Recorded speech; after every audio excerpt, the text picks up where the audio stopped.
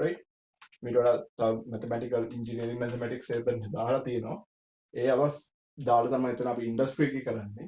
සාමාන්‍ය aluminium extrusions හදන companies, metals, right? අපි හිතමු අපි දාන යකඩ බාස් මේ සියල්ලම හදන්න කලින් ඇත්තම කතාව මේ සියල්ලම එන්නේ බාස් විදියට තමයි එන්නේ.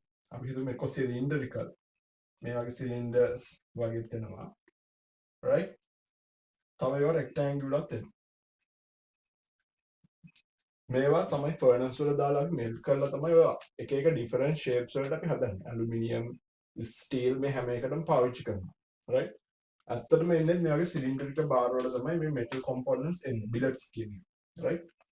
ඊට පස්සේ මේ අපිට අවිල තියෙන මේ ගාන හැටියට කියලා තියෙනවා මේ cylinder එක අපි මේ cylinder rod එක convert කරලා තියෙනවා මේගොල්ලෝ cones වලට.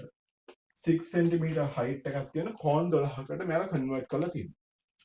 ඊට පස්සේ අපෙන් ඇත්තටම අහන්නේ convert කරපු එක මේ cone එක radius එක තමයි අහන්නේ, right?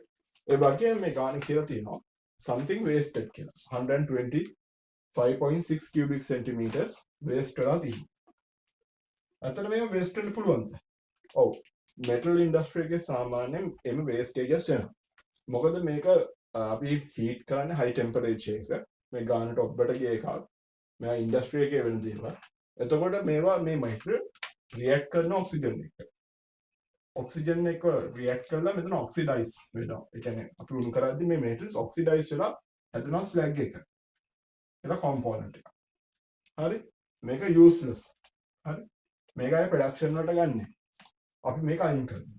ඊට අමතරව අපි ගත්තොත් සමහර steel metals විශේෂයෙන් අපි ඔය solderings වලට එහෙම පාවිච්චි කරන lead, right? මේ lead වගේ ඒවා අපි දැකලා ඇති.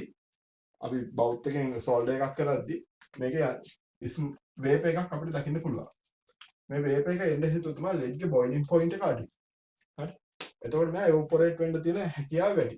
එතකොටත් මෙයාගේ මේ waste එක නැත්නම් මේ volume එක අඩුවීමක් වෙනවා. හරි? අපි දැන් back to young ගන්නට